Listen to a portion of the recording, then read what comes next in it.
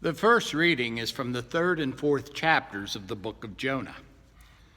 When God saw what the people of Nineveh did, how they turned from their evil ways, God changed his mind about the calamity that he had said he would bring upon them, and he did not do it. But this was very displeasing to Jonah, and he became angry. He prayed to the Lord and said, "O Lord, is not this what I said while I was still in my own country? That is why I fled to Tarshish at the beginning.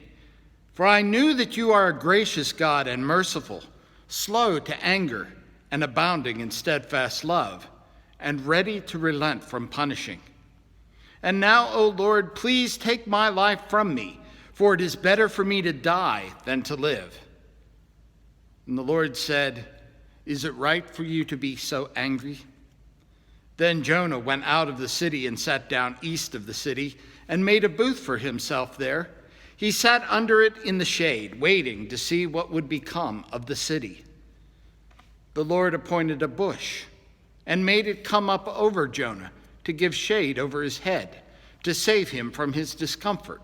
So Jonah was very happy about the bush. But when dawn came up the next day, God appointed a worm that attacked the bush so that it withered. When the sun rose, God prepared a sultry east wind, and the sun beat down on the head of Jonah so that he was faint and asked that he might die. He said, "It is better for me to die than to live." But God said to Jonah, "Is it right for you to be angry about the bush?" And he said, "Yes, angry enough even to die." Then the Lord said, "You are concerned about the bush for which you did not labor and which you did not grow. It came into being in a night and perished in a night. And should I not be concerned about Nineveh, that great city, in which there are more than 120,000 persons who do not know their right hand from their left, and also many animals?" The word of the Lord. The psalm is from Psalm 145. Verses 1 through 8. "I will exalt you, my God and King, and bless your name forever and ever. Every day I will bless you and praise your name forever and ever. Great is the Lord, and greatly to be praised. There is no end to your greatness. One generation shall praise your works to another, and shall declare your power.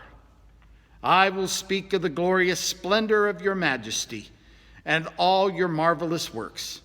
They shall tell of the might of your wondrous acts, and I will recount your greatness. They shall publish the remembrance of your great goodness. They shall sing joyfully of your righteousness. The Lord is gracious and full of compassion, slow to anger, and abounding in steadfast love." The second reading is from the first chapter of Philippians, beginning at verse 21. St. Paul writes, "For to me, living is Christ, and dying is gain. If I am to live in the flesh, that means fruitful labor for me, and I do not know which I prefer. I am hard pressed between the two. My desire is to depart and be with Christ, for that is far better.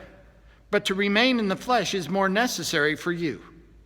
Since I am convinced of this, I know that I will remain and continue with all of you for your progress and joy in faith, so that I may share abundantly in your boasting in Christ Jesus when I come to you again. Only live your life in a manner worthy of the gospel of Christ, so that whether I come and see you or am absent and hear about you, I will know that you are standing firm in one spirit, striving side by side with one mind for the faith of the gospel, and are in no way intimidated by your opponents.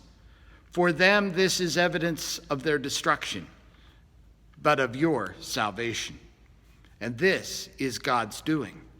For he has graciously granted you the privilege not only of believing in Christ, but of suffering for him as well, since you are having the same struggle that you saw I had, and now hear that I still have." The word of the Lord.